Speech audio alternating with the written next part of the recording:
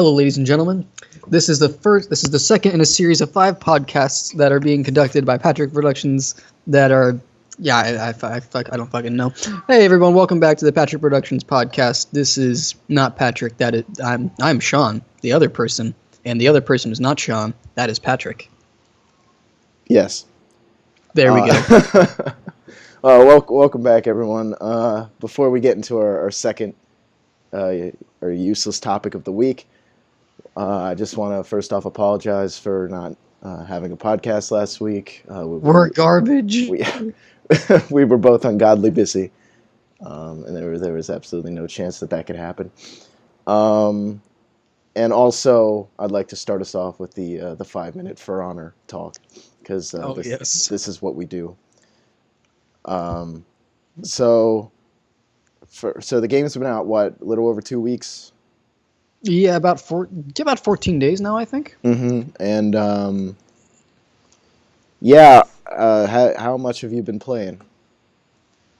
I've been able to play it, I think, the past 3-4 days maybe, but prior to that like hiatus that I've been forced to go on just for my schedule, I played it for quite a few hours every day. I think the first day it came out, I played it like 16, and I kept that up for like the first week. It is phenomenal. I am definitely in love with the game. Yeah, I actually got a chance to play it as well, and I played a little bit of it.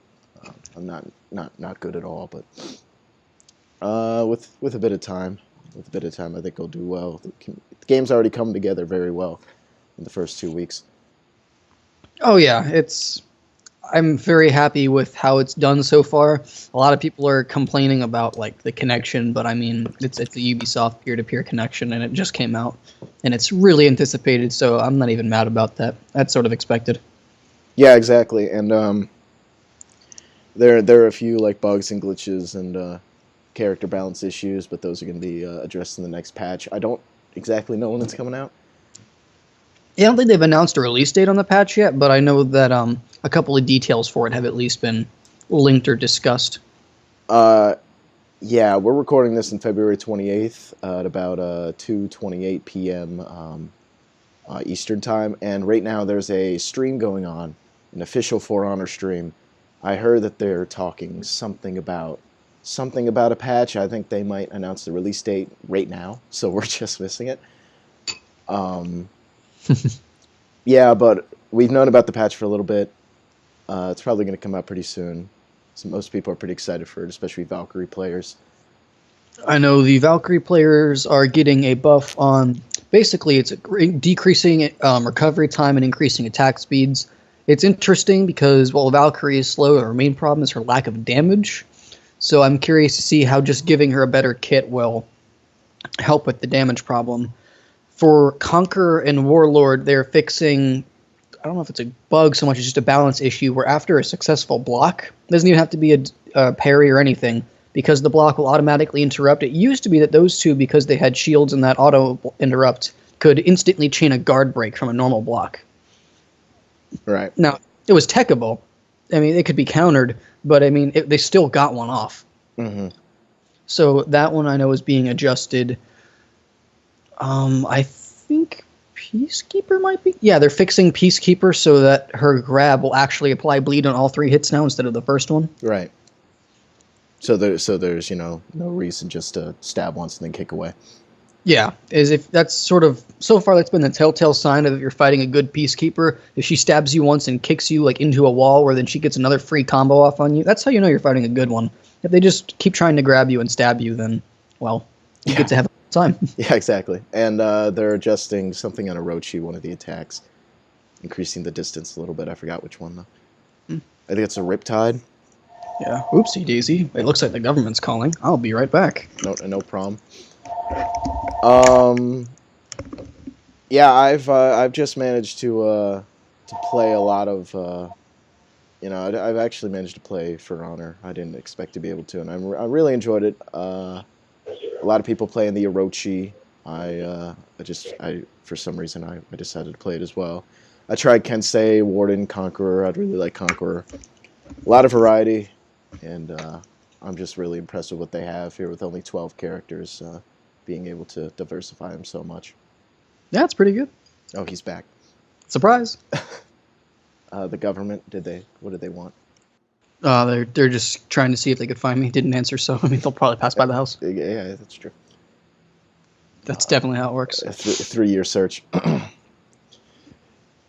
Yeah, For Honor is pretty damn great. On the other side, it has a great soundtrack, and I've bought a couple songs from it on iTunes. Actually, it's very, very good soundtrack. I know. So far, from my experience of playing it, I've got a Prestige 3 Warden, a Prestige 2 Conqueror, or his reputation is the technical term, but everyone's been calling it Prestige because Call of Duty's been out for 20 years. Right. Raider, Prestige 2 as well, and then Peacekeeper and Nobushi are near Prestige 1. So yeah, you've played a fair variety for sure. Yeah, I've mostly been focused on the Orochi and the Conquerors so far, but I haven't had nearly as much time to play. It's impressive the varying playstyles that they can get off each one. As there are a few skills that will always transfer over, like your ability to time parries and use feints. Right. But the general playstyle required for each character is nice in how unique and different it is, and that it's feasible to play a incorrect playstyle. Like you can play an aggressive Conqueror, and it all depends then on skill matchup if you can actually pull something like that off. Right. A lot of tournaments already out as well. Holy crap! There were 2 just last weekend. I missed both of them. 2 pretty big ones. I watched a pretty big streamer fight in the first one, but I missed the second one completely. Okay, that'll cut it for our little For Honor corner here. Don't forget to tune back in for the next For Honor corner. And welcome back to the For Honor podcast. And then upload a second podcast where we talk about random shit. Yeah. This week's random useless topic, we're basically just going to be talking about a bunch of films. Move on to the next genre of media. Good old movies. We're both pretty big movie buffs. I know we both used to write film reviews for our school newspaper. Mm-hmm. It was literally our job just to go and watch movies or TV shows, usually on Netflix, and then write up reviews for them to publish. And it was phenomenal. We got graded for it and everything. Yeah. That was a mistake. Yeah, exactly. No, but we used to do that. We don't see nearly as many movies as we used to. But have you actually just gotten down and written a review recently? I've kind of been itching to. I've been itching to write any article in general. I miss journalism. I don't think I've ever actually I don't think I've written one down on a document in recent time. But every time I've watched something, I sit down for like an hour or so afterwards, and I just analyze it, and I write a review out in my head, and I'm like, oh yeah, this is how I would talk about it. I'm like, oh, this is how I would talk about that scene. Like I explain to the person who watched the movie with me why it was a good movie, and they look at me like I've hit my head. Exactly, that's exactly what I do. I'm like, did you just see that scene? They're like, well, going on in the movie? I'm like, yeah. Now the music built up, that crescendo with the dialogue, oh, the scenery and the lighting was just. I'm like, well, who are you? I do the exact same thing. That's the funny part. I saw John Wick 2 Saturday. Did you? Yeah, I'm a huge fan of the first one. John Wick's one of my favorite action movies. Second one held up. I didn't expect it to be anywhere near as good, but it's up there. It's really, really good. Why was there even a second one? Wasn't the whole point of the first one they killed his dog? Yeah, they killed his dog. They stole his car. He's a former assassin. He has to go back into the job to avenge his dog. Yeah, avenge his dog. That's the entire movie. It's great. Second one, the stakes are higher. John Wick is cool because it is this really cool world. Where these assassins, they have their own etiquette and their own code, and they do all of these. They follow these rules, and they do things a particular way, and it's extremely cool. John Wick 2 just builds on that, gives us admittedly lackluster excuse as to why John Wick has to go back into the field. But there's a lot of great twists and turns, a lot of great new characters. Someone kidnapped his newest dog, and he and Liam Neeson are getting it back. There is a new dog. There is a new dog, but no. it's not under the threat of death. Thank God. Adorable dog. Oh, thank goodness. PETA will be immensely happy. Yeah, and yeah, it was just great. I hesitate to say Keanu Reeves gave a good performance because I would say that about him in the first one, but in this one, he was almost too stoic. It seemed. He's really good at stoic characters. Oh yeah, exactly. I'm half convinced Keanu Reeves has never smiled. Yeah, I completely agree. Like, I think back to watching The Matrix. I can't remember a single scene where he didn't look like he was upset. I think I remember one or two. Maybe the I know the I know kung fu scene, but maybe that was the CGI smile. Yeah. Like they were like, okay, a smile would work in this scene.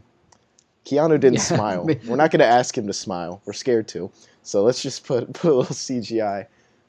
We know better. This man's been alive for hundreds of years. A little CGI smile. That's funny. Yeah, he still looks great. He still looks pretty young, actually. He really does. Yeah. But it's just it was really good. A lot of great action scenes. Really worth checking out if you all enjoy action movies or have enjoyed the first one. Speaking of Keanu Reeves movies, a really underrated one it's not great, but it's surprisingly good would be Man of Tai Chi. Man of Tai Chi, I love that movie. Which is basically... I absolutely love that movie.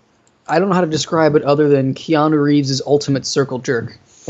Where it's Revenge of the Sith, but with Tai Chi and Kung Fu. It's exactly that. Wow. It's that... What a great description. It's exactly it. It's Revenge of the Sith, but it's this guy who knows Tai Chi who does it as an art form. And then he needs money, and so then he's basically brought into this underground illegal fighting ring where he's then forced to use Tai Chi for bad instead of ceremony. And it's basically just him just absolutely brutalizing the population of Japan. I think it was Japan. Oh, Dan if I know. It might have been. Yes, I'm looking at his face. I actually haven't seen it in so long. Yeah, I haven't seen it in years, so I feel bad about not remembering which one. But I was trying to find a way to watch it, but it was on Netflix a long time ago, and you can't find it now. That's where I saw it. I saw it on Netflix, and I didn't waste a single second. I'm like, all right, let's go. Yeah, some fantastic action scenes in that movie, just so well done. Absolutely incredible fight scenes, really well done. Yeah, some of those foreign movies, they tend to have really good action scenes, but some of them, they're a bit more ridiculous. They're obviously wires and shit. Yeah, where they do the giant leaping axe kick. Yeah, but this one just really real feeling, just very, very brutal, extremely well done. The entire movie was basically building up like, wow, this guy's so good. Look at him. He's overcoming tournament fighters. He's overcoming these black market champions. He's taking them 3-on-1. No problem. This guy's the champ. He's even beaten his old wise Tai Chi master, even if he got like fucking, I don't know, he had his liver exploded or something. He didn't really explain that one too well. Yeah. And it finally comes down to a fight with Keanu Reeves, and if I remember correctly, Keanu Reeves just kicked his ass. Oh yeah, I like that final fight because in movies like this, the hero, the villain is obviously superior, but they'll like somehow overcome him. They'll get like a burst of strength and they'll go in this crazy combo and just outplay the villain. No, that doesn't happen. Keanu Reeves just kicks his ass. The entire fight is just him like surviving. I forget how it ends exactly, so I can't spoil the actual ending, but I do remember going into there like, oh man, this is going to be an ultimate showdown. I can't wait to see it, and no, he just got his fucking ass cheeks paddled. It's my favorite fight in the movie, for sure, but damn, Keanu Reeves really fucking kicked ass. That was really cool. I was like, you're directing this movie, that's bullying. It's a good movie in general, though. I really enjoyed that. Thanks for bringing it up. Well, I can't think of any other Keanu Reeves movies other than The Matrix, Man of Tai Chi, and John Wick. There's like the Day the Earth Stood Still, I think it was, the more recent one, where Keanu Reeves basically played Jesus or a Messiah figure, as he did. He's good at that too. Day the Earth Stood Still makes me think of Day After Tomorrow, just for the title of it. And that movie, I always be confused because I knew the son was Jake Gyllenhaal, and I was never sure if the dad was Tom Cruise or Harrison Ford. And it turns out it's someone entirely different who looks like the two perfectly fused together. I mean, sprinkle in a bit of Bryan Cranston. Yeah, I've seen that one too, but it's been so long I just don't remember. Who the fuck is he? I don't even know his name right now. Well, time to Google while we're... Nah, fam. Bing. Bing. God damn it. Dennis Quaid. Dennis Quaid. I recognize the name. He was in something big that I enjoyed. Let me check out his Wikipedia. Oh, please. Find out. Oh, he's 62. All Dennis right. Quaid. What was he in? Was he in The Rookie? As a matter of fact, he was. That's it. I don't know why I know that. My dad and my brother are baseball players. So I've seen a lot of baseball movies, and I remember that being a pretty decent one. Jaws 3D, where everyone undoubtedly remembers him from, because people can't get the movie if they tried. Right. What else do we got here? Wyatt Earp. He was Doc Holliday in Wyatt Earp.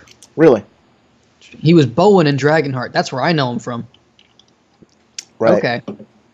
Yeah, not a huge list of movies from what I remember about Dennis Quaid. Now that I know he was the guy in The Rookie, I remember looking him up as well. It's not gigantic, but I mean, there's quite a bit here. Day After Tomorrow, yep.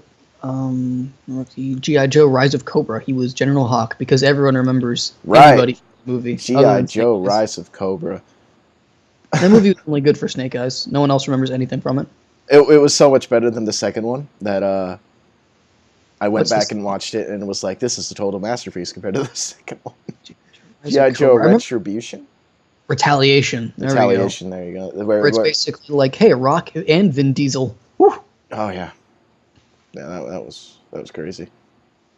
The film was delayed in order to convert to 3D and boost interest in international markets, and it was released to receive generally negative reviews. Yep. What, Retribution? Yep. Gotcha. Yeah, no one cares about those movies, so I don't think anyone will care if I spoil it, but I'll put a little annotation on the screen if someone actually does care. In the first movie, Channing Tatum was Duke, like the big hero of G.I. Joe. Channing Tatum was in that movie? Yeah, he was in both of them. He was Duke, the big hero of G.I. Joe, like the big face of it. What the fuck? Yeah. And then in the second movie, they no joke just killed him off like a half hour in. And he's the big hero, right? So you're like, oh yeah, he survived. They're gonna have some big reveal by the end. You know what I mean? He's gonna come back and save the day. The final thing. It was so it was so set up. It was so obvious, but it never did. He was just dead. the biggest hero of G.I. Joe, other than Snake Eyes, and he just died. Channing fucking Tatum. See, that's funny. I thought that was so funny. That's almost like the twist they pulled with Psycho, where they had the big name actress get killed off like relatively early, if I remember. Yeah. But at least the whole point was that she was not actually important to the story. It was all about Norman Bates. Exactly. I really like that. This strikes me as silly because if he's the main character of the movie, he was the main character of the first one, and he's also like, just a big name character in the whole G.I. Joe franchise. I mean, if you're in a movie with The Rock and Vin Diesel, I guess you're fucked. I thought it was just stupid. Wait, I think I might actually have autism. I think that's Bruce Willis. Bruce Willis is in it, yeah, not Vin Diesel. Yeah. Yeah. Do those two even look alike? They're both bald. Bald, buff, white guys. Bald, buff, tan men. Yeah. No, I remember. All right, so the second movie was hilarious. It's like Bruce Willis just shows up 3/4 of the way through, and he's like apparently this like big guy. I've never seen Bruce Willis just not want to be there as much.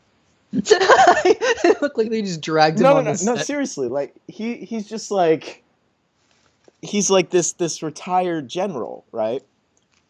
So this special forces guy or whatever. So they barge into his house.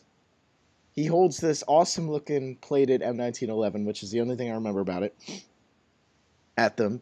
And, he's like, please get out of my house. And they're like, look, the world's kind of fucked. We need you to help us. We need you to help us. And then Bruce Willis just like, it's this dead expression on his face. He's just like, okay. And then they put Bruce Willis on like a minigun on the back of a truck. And he just shoots things. And then he shows up at the end. He gets no conclusion. Like he just shows up. They wanted to put him on the poster. That is the sole reason why Bruce Willis was in the movie. To satisfy my curiosity, I binged Vin Diesel G.I. Joe Retribution, and I got nothing but pictures of Bruce Willis. Son of a bitch. The only thing here that's not Bruce Willis is either Transformers or The Rock. I think that's one of Paul Walker. I don't know how he got here. You see, The Rock was actually good in it because The Rock's like a great actor. He could be in the worst piece of shit ever, and he will still just bring this charisma and bring this, this likability to his roles. He's awesome. I love The Rock. Sometimes I feel like he's too much The Rock. I feel like he should be playing his role and not Dwayne Johnson. Yeah. Often that happens, but he's had a few just phenomenal. What the? He's playing Black Adam in Shazam? Yeah. Yeah, what? You didn't know that about that? People are super excited about it. I'm super excited now. Please don't be Dwayne Johnson. Dude, Dwayne Johnson is so excited to play Black Adam, dude. He was like tweeting about it, and he was like retweeting like fan art. All right, so the Journey series, just forget that. It was the second movie was okay, but mostly bad, and the first movie was good. Well, because Dwayne Johnson was the best part. Yeah, that's sad. He had to carry it. He carried the thing. Let's see, Moana. He was Maui. I know that much. I never actually saw that. It was in San Andreas, which I heard was a decent movie. My sister really liked it. Mm-hmm. He was Hercules in the Hercules movie, which I actually really liked. I never saw that one because there were two Hercules movies that came out at the same time, and I didn't want to see any of them because I have fond memories of the Disney Hercules, and I want it to stay this cartoon in my mind, so I don't want to think of The Rock running around with long hair killing everything. It was interesting because usually when you think of like a Hercules movie, you think, like the actual legend of him going through the gods and whatnot. And if I remember the movie correctly, it was the idea that he wasn't actually this, like legend. I mean, he was this legendary warrior and he was really, really strong and all that. But all his like tales of him like taking down these legends and these godlike feats were actually him and his group of friends doing it together. But it was all just attached to the legend of Hercules. So the story was following him as a man in his actual life and going through this. I forget the plot of the movie, but I mean, it was really cool how they showed like the man trying to live up to the legend and how he did it. Really, there were lots of really cool things that you just never would have expected. That actually sounds really damn cool. Like, I think, if I remember correctly, one of the plot points, or maybe the main plot point of the movie, was... Actually, this might not even be the Rock's Hercules movie. This might be the other one. There's the garbage one, then there's the Rock one, which actually got pretty decent reviews. Where he was basically hired to train an army against a tyrannical government's army. So, because, I mean, if you found out Hercules was fighting on the other side and had trained their soldiers, you'd be fucking spooked. You wouldn't want to fight it. Exactly. So he trained these men and helped outfit them, and they fought this incredible war. And they actually won. And then halfway through, you realize that, oh man, it was the tyrannical government that had hired him and had trained them to overtake the good people. And then he had to switch sides and go against the impossible odds and live up to it. And it was an absolutely amazing movie. I really liked it, actually. See, watch you be talking about like the garbage Hercules movie, and like someone in the comments is just like, well, then he enjoyed the shitty movie. No, I don't think so, because I'm looking at the cast and I see the name Atalanta in there, and I know she was there. John Hurt was the Lord Cocktease? No, I shouldn't read Greek names. I'm pretty sure it was this one. Okay. I don't. That actually sounds really damn cool, especially if The Rock is leading the charge. And it was especially good because he wasn't The Rock; he was Hercules. I believed it. Yeah, exactly. I've heard he plays great characters when he needs to. A lot of time, people just want him to play The Rock, But I heard in San Andreas he was he played a different type of role, things like that. Now, that being said, there are a couple of movies that were only good because he played The Rock. That's completely true. Like, they would have been okay movies on their own. Like, they had their charm and their funniness. But I mean, they were carried by him. Right. Tooth Fairy, if you remember that movie, was actually a really funny and well put together movie. I mean, it's obviously there were a lot of cringy moments because it's a Rock family movie, but it had a good cast, and a lot of the jokes and funny moments were really good. But it would not have been nearly as good if they didn't have The Rock as the main character. Yeah, he just brings this, charisma. As I said, he's, just having him on screen. Yeah, Tooth Fairy 2 with Larry the Cable Guy. Yeah, fuck that movie. That's a thing. That was a thing. God, holy shit. They even named him Larry. Of course. When Dreamer Larry Guthrie. All right, well, if you want to talk about someone, never playing a different character. Just Larry the Cable Guy. Larry the Cable Guy playing Mater in Cars. Oh my goodness. Which is just Larry the Cable Guy. It's literally just Larry the Cable Car. In a car.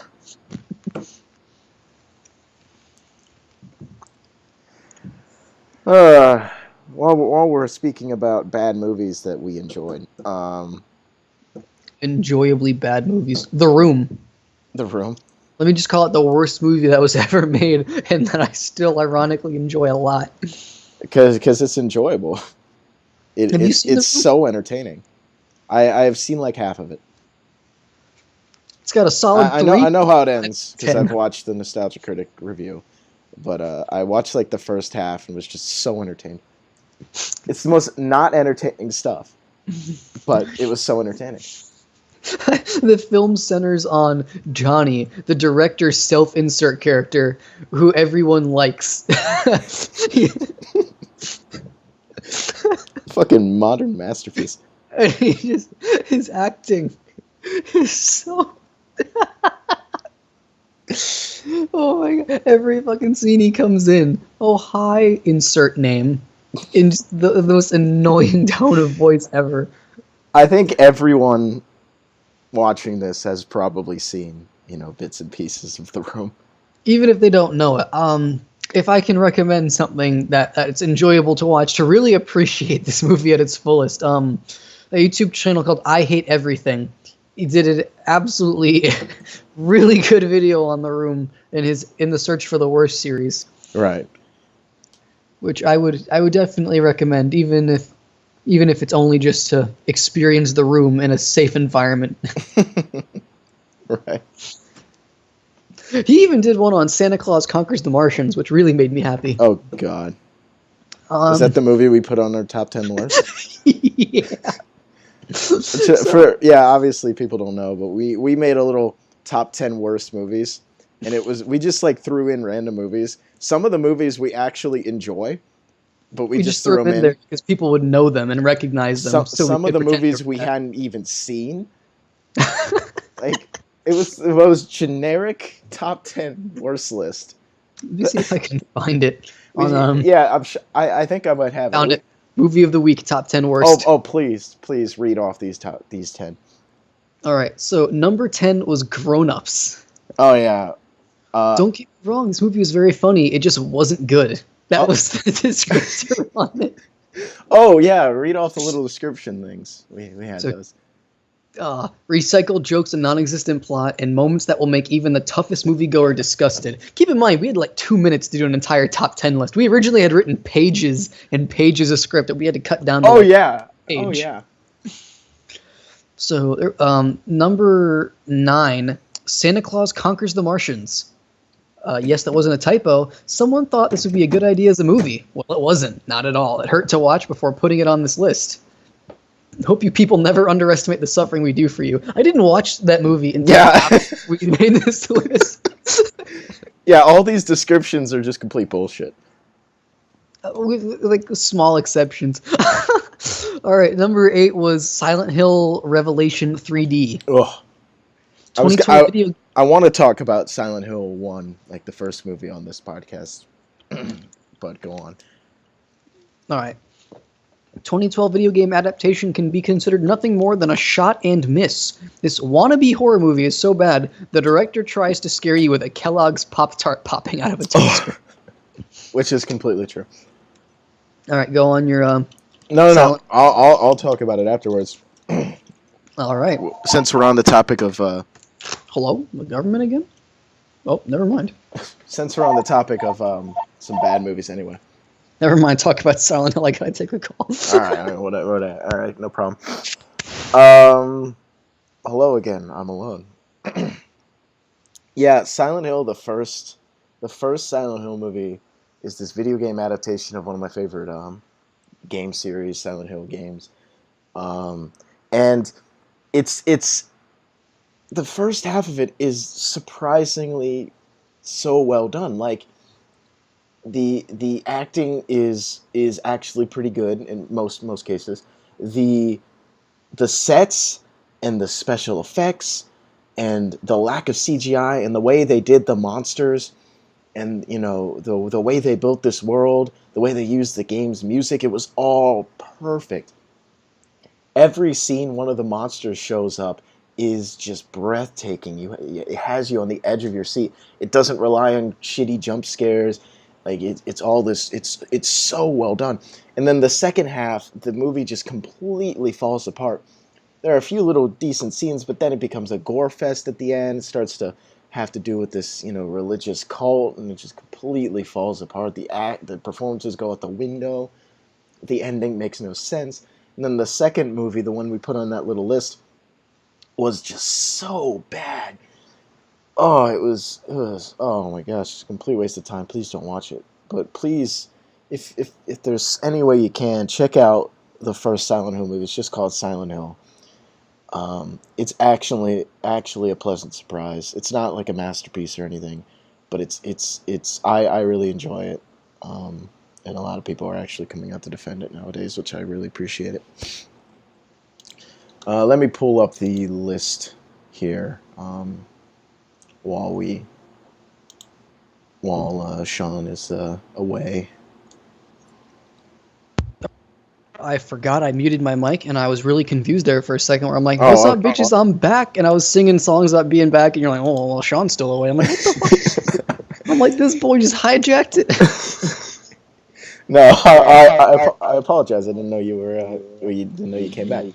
No, it's fine. I muted my mic yesterday for when I was in the middle of a Skype call just to not have it on, and then I forgot that I had it muted, and it didn't actually matter because I was still talking in the call for like an hour with the mic muted, so I didn't expect it to actually work when I muted it. Okay, all right. Yeah, I just talked about the first Silent Hill movie for like 30 seconds. Silent Hill 1? Yeah, fantastic for 80% of it. Mm-hmm. Yeah, as I just said. The first half, at least, is pretty damn good. Yep, go on. Where were we on the list? Number 7. Star Wars Episode 5, The Empire Strikes Back. Yes. All right. It actually says, all right, calm down, put away your pitchforks, I'm kidding. Right. The real number 7 was The Phantom Menace. Or The Phantom Menace, Episode 1, or the prequels. As much as I love Star Wars, especially the prequels, I have to admit this movie was terrible. 3 words, Jar Jar Binks, enough said. To be fair, I still like the movie. I have no qualms with Episode 1 to this day. Yeah, to be fair, both of us like the prequels. Yeah, I most people will say Attack of the Clones is much worse. No. Yeah, I disagree as well. But It's because people have hate boners yeah, for... we basically threw the first movie on, or the Phantom Menace on, because people expected it to be there. Yeah, a lot of this was just pandering, really, so we could get compliments from teachers. Oh, yeah, exactly. Because students didn't watch the fucking news. Or all like, hey, Mr. Morrison, you like that list? Yeah, you like that grade, don't you? Oh, yeah, we were going to actually... we had a little news show at our high school for in the mornings, and we were going to get on and read off this list. Did we actually do it? I don't remember if we ever actually got to... I know we reviewed a couple movies on the thing. We got quite a few up there. I don't think this one ever made it, though. One of which you embarrassed the hell out of me by not showing up until halfway through. I basically sat there staring at the camera. It was so bad. I just awkwardly appear halfway through while they did a supercut to his... Was that Gravity or Catching Fire? Catching Fire. Catching Fire. So you started off by reading out both halves of the script awkwardly, but it was supposed to be... I always wrote them so they had this funny back and forth banter. So here's me having back and forth banter with myself. Looks like James McAvoy from Split. Jesus Christ. Just swapping seats. Oh, that's so funny. And it was really hostile banter too. Like I always had him picking on me. Yeah, so I don't want to remember this anymore, so let's move on. Yeah, we were supposed to read it off live on camera for the entire school to see, but I don't think we ever did the top 10. I remember the first one we did was World War Z because I'd seen it over the summer, and so it was an easy write up, and that was the first one we did, and we were pretty proud of it. We're like, oh, that was good. We got potential. My acting teacher right after that, who used to run the school thing, came up to me. He's like, that was awful. What an old movie. It's like that came out last summer, a couple of months ago. You're so out of touch. No one liked your show. I was fucking crushed. You never told me that. The next movie I had us do was so new it hadn't even come out yet. You're right. You're right. Holy shit. Because we did Catching Fire twice. We did it once where it was like, oh, it's coming out soon. It's going to be a great movie. And then the next one was the day it actually came out, pretending like we'd managed to get in like a midnight showing. Where we just took reviews from Rotten Tomatoes. Fucking years have passed. I still have not seen Catching Fire. It's the best of the Hunger Games movies by far. I just clung to it because it was new and I knew people had interest in it. I just wanted affirmation. Yeah. Yeah, right, it's the best of the Hunger Games by far. Hunger Games movies. Move on. Number 6. All right, it can't be appreciated in formatting, but this entire sheet was formatted to mimic a YouTube video from like 1997 that was a top 10, what was it? Best game, worst game, scariest game list? Scariest games. Oh, no, like creepiest game moment. Creepiest game moments. It's one of our favorite YouTube videos, and we still constantly rewatch it. It's this really, really old top 10 list.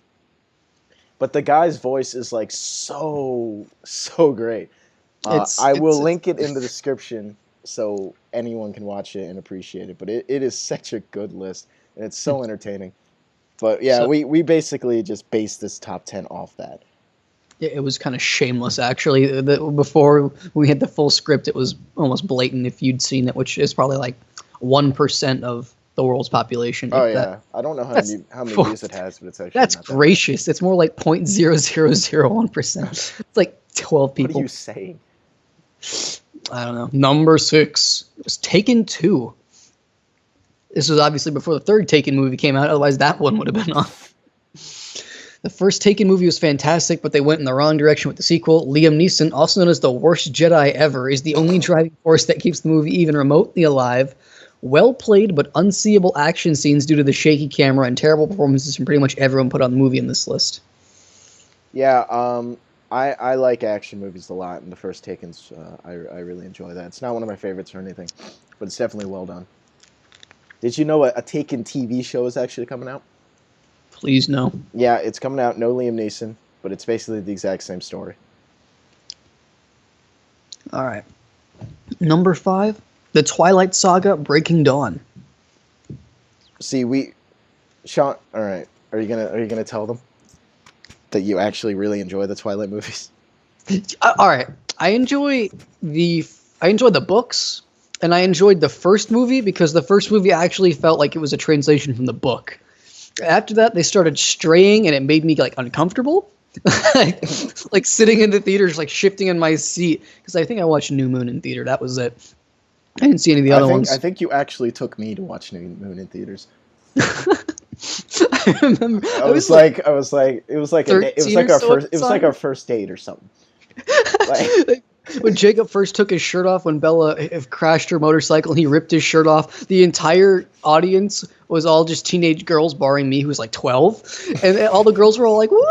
And I remember I was so confused. I just stood up and I was like, woo! Too. And joins in. And I had a couple people look at me. And I'm like, oh, fuck, I'm gay now. Sorry, guys. That's it. Oh, my God. This is what happened to me. That is amazing.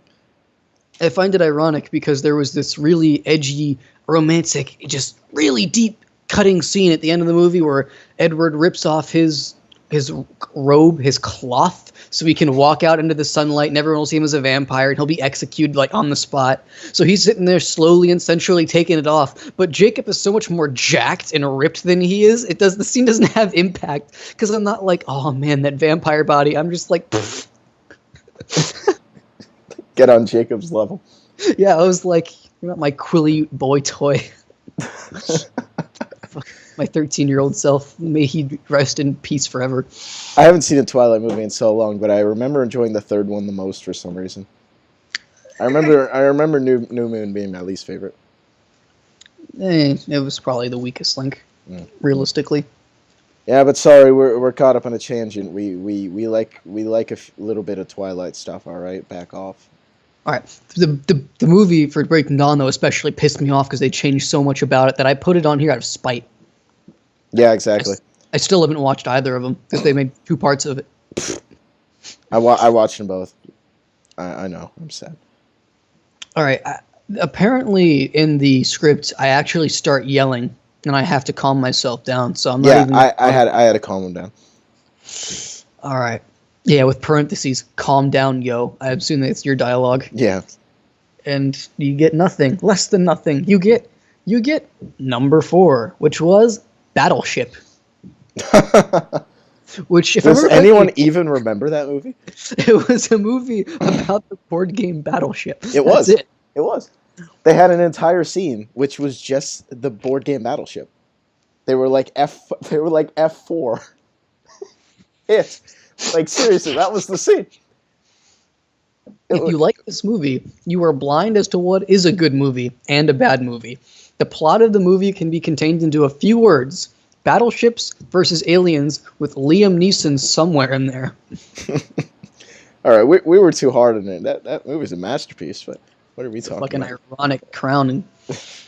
Number 3 is actually a raging piece of fecal filmography. I believe the cinematography, as they would say in English. Is this Atlantis Milo's Return? Yeah, I remember you put this on it. This is one of those many famous Disney sequels that I actually haven't seen any at all. I don't know why, but I heard this one was absolutely horrible. Was Atlantis even Disney? Yeah. Oh yeah. Was it? Oh yeah. The first Atlantis was like a big step up for Disney because it was so damn dark. It was such a great movie, though. Yeah, I remember it. I definitely enjoyed it. I don't know what Rotten Tomatoes is smoking, giving it a 49%. Man, I'm gonna have to catch hands with the Rotten Tomatoes again. Yeah, Sean hates Rotten Tomatoes. But I remember a few things about Atlantis. I remember it being extremely dark. Like a lot of characters die. It was so good. I remember this one really hot animated character. It was like this femme fatale, and I remember her being just the most over-sexualized Disney character I've ever seen. And I remember a good amount of the main crew. Yeah, the Leviathan was so great. The main villain was incredibly well done. It was just all so great. Yeah, but you have a hate boner for the sequel. Because the second quote sequel. I remember watching it as a kid and not realizing it was bad because I was like 5. So any movie that had characters I liked was instantly the bee's knees. And as I got a bit older, and my dad my dad is the one who had the most avid hatred for it. He refused to even play it. I think the disc ended up getting scratched so badly we couldn't watch it. I have no doubt that man basically took like his fucking razor blade for shade, scraped it across the disc, couldn't watch it anymore. It was so bad. And I've seen scenes from it in hindsight, and I remember just listening to it and watching it. And I'm like, this. It's the equivalent of like the Mickey Mouse Clubhouse, like the. Not the 3D one, but the one where they would take Disney characters and put them on a really shitty Final Fantasy Dissidia-style TV show where they all came together and ate food and stuff. Oh, what was that? Oh, fuck. What was it called? It's like... Mickey in the house, Mickey Mouse's house, I don't... It was something like that. Something like that. I remember it. I remember it being the worst thing ever. Yeah, and it would always just basically destroy the characters entirely, but it was cool because you'd see Lilo and Stitch talking with Hercules and Hades and Jafar. I don't fucking know. Exactly. But an episode of that about the characters of Atlantis would have been better than the second movie. Yeah. I should probably get my hands on some of those old Disney sequels just to laugh at them. Number 2, I'm still torn on this because I actually kind of like the movie. Batman and Robin. Like this was the movie that we most wanted to put on here because it was pandering.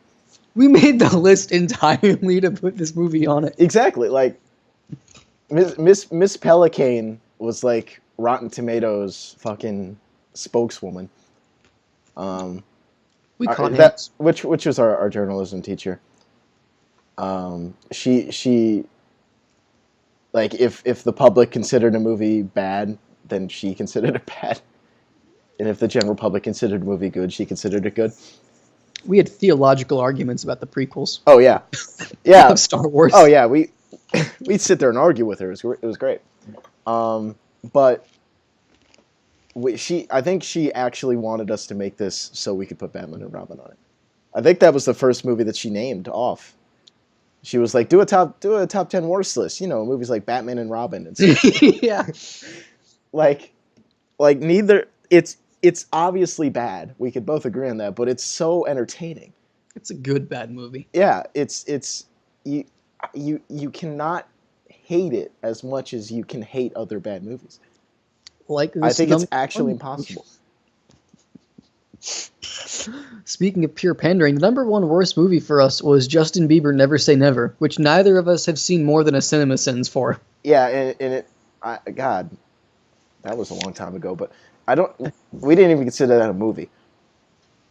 It's disgraceful. It's this awful attempt at a documentary, which is basically just the director giving himself a handy and sticking his name in everywhere and making it really deep and inspirational. It's not, and there's lots of creepy stalker people who show up throughout it and make it's uncomfortable to watch. It looks like it was uncomfortable to make. Basically, watch the cinema sins. And I'll drop a link in the description. The actual thing here for the read off is just an entire gag explaining how I was supposed to have a stack of papers. I was supposed to act like they were all criticisms of the movie, and I just throw them in the air and make a huge fucking mess for the TV crew to pick up because there was too much wrong with the movie, and we never did it. What was funny is that you actually wrote like 3 pages. I actually got like 4 pages of criticism on it, and I thought Pelican was going to kill me. See, before this, we were supposed to read this out loud. It was an actual top 10 list, so we had actually, go into a couple paragraphs explaining why the movies are bad and such. And then Shjon, no joke, sat there for an hour, 30-minute class and wrote how shitty Justin Bieber Never Say Never was. He showed it to Miss Pelican. She almost had a heart attack. Me and Miss Pelican have a long-running history of her telling me to write a review. I write her a review, and she goes, give me a smaller review. For Daredevil, possibly like the best review I wrote for... for the TV show. That one only made it to the website. That one headlined the website for a month or so, maybe more. Oh, yeah. But fantastic I originally wrote it. It was like 6 pages long, and she's like, best I can do is 2. I need you to cut out 4 pages of this. That happened all the time. All my scripts. Oh my god. Were you there for the War of the Gargantuas? Yes. So I was there the entire time.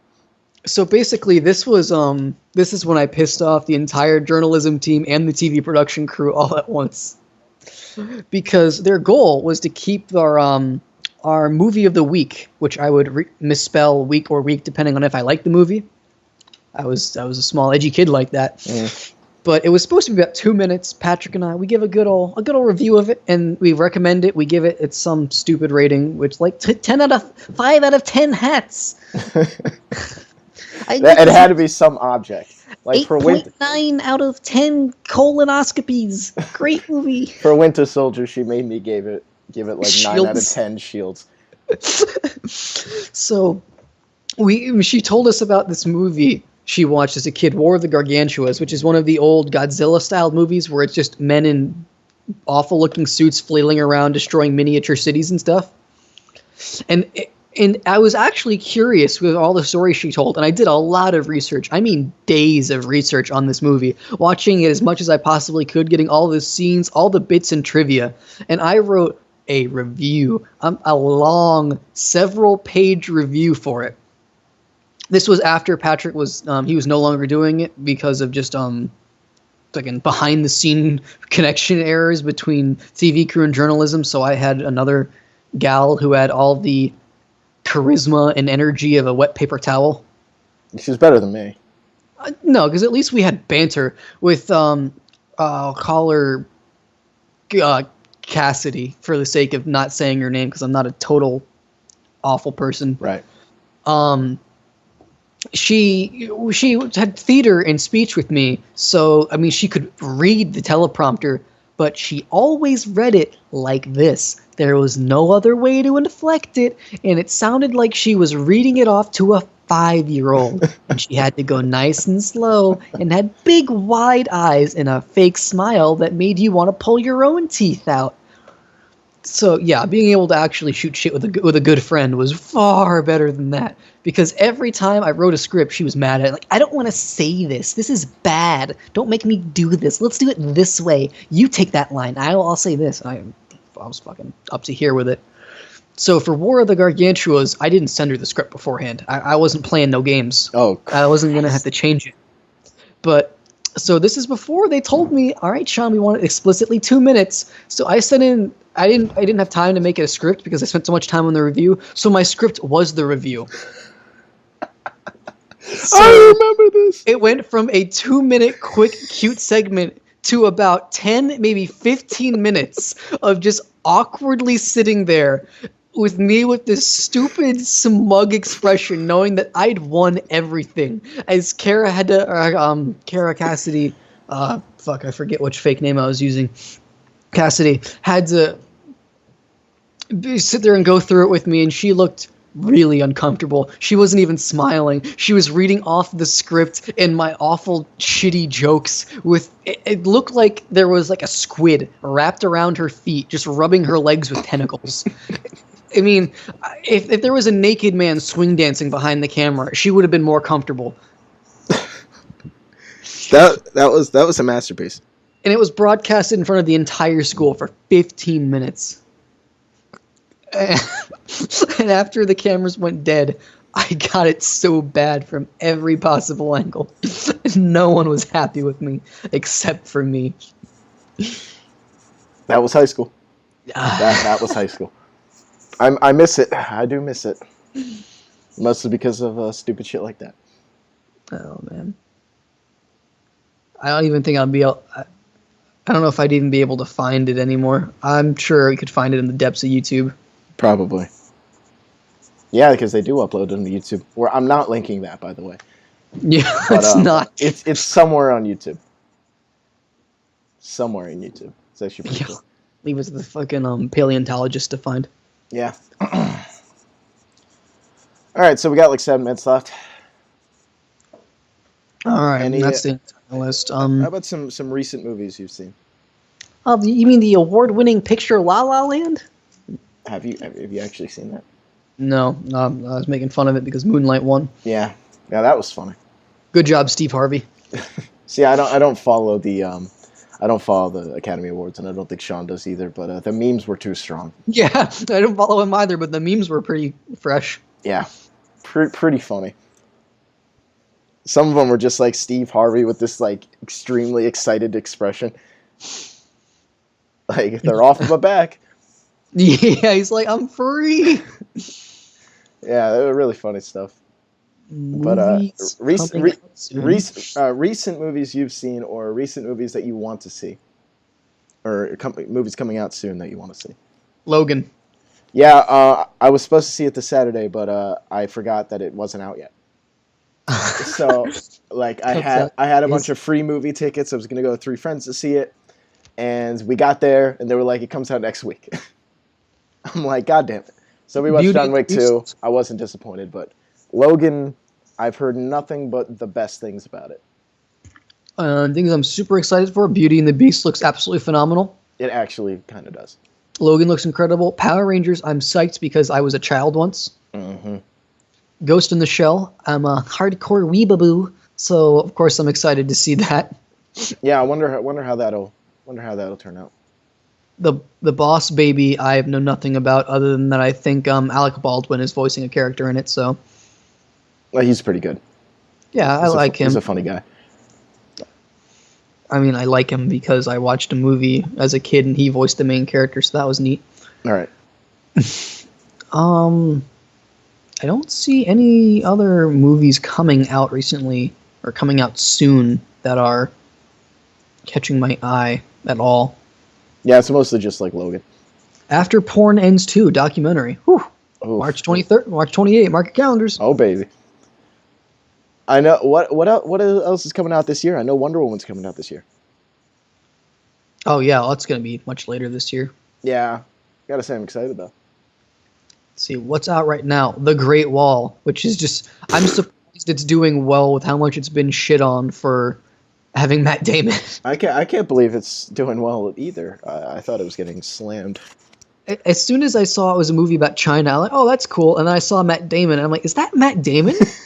I was so stunned the entire time. Like, why the fuck is it Matt Damon? They just wanted a Hollywood actor. I'm sure they'll do like a Last Samurai excuse, as to why there's the white guy in it. But that was kind of the point of Last Samurai. Here, I mean, to be fair, we don't have any context. We don't know what the hell the movie's about. Like they probably do have some great explanation in it. We're just reading it, reading into it on a surface level. But it just seemed like they just wanted a big Hollywood actor in it. Yeah, 50 Shades Darker, I'm not too excited over because I heard the movies were kind of misrepresenting the story behind the books. And the books, it's already hard enough to get to appreciate the story as it is. Yeah. A Cure for Wellness, I've heard that's supposedly pretty... Actually, I haven't heard much on how that's been received. It just looks really interesting. Mm-hmm. Lego Batman is apparently the bee's knees. Oh, man. Lego movie is one of my favorites. And if this is anywhere near as good, then I'm fucking excited. Return of Xander Cage was probably garbage carried by Vin Diesel. Mm-hmm. Like one of those awful action movies that just has a lot of action and a big name. He doesn't have nearly as much charisma as The Rock does, but he also can carry a movie. I heard Split was not as good as anticipated, but it's an M. Night Shyamalan movie, so I'm not too surprised. Well, then again, I heard it's half decent, which is more than you can say for a lot of his movies. Very true. The Bye Bye Man, I heard, was an entire meme. Yeah. People didn't believe it was an actual movie that got released because it was so questionable. Mm-hmm. Let's see. Passenger. Nah. What's that horror, that racially charged horror movie that actually looks incredible? Oh, God, what's the name? Get Out? Get Out, that's it. That looks, it gives me Resident Evil. It actually looks phenomenal. It actually looks phenomenal. I get Resident Evil 7 or just Resident Evil in general vibes off of it, and it llooks really awesome. Yeah, exactly. It's actually directed by one of the guys from the Key and Peele comedy team. Funny enough.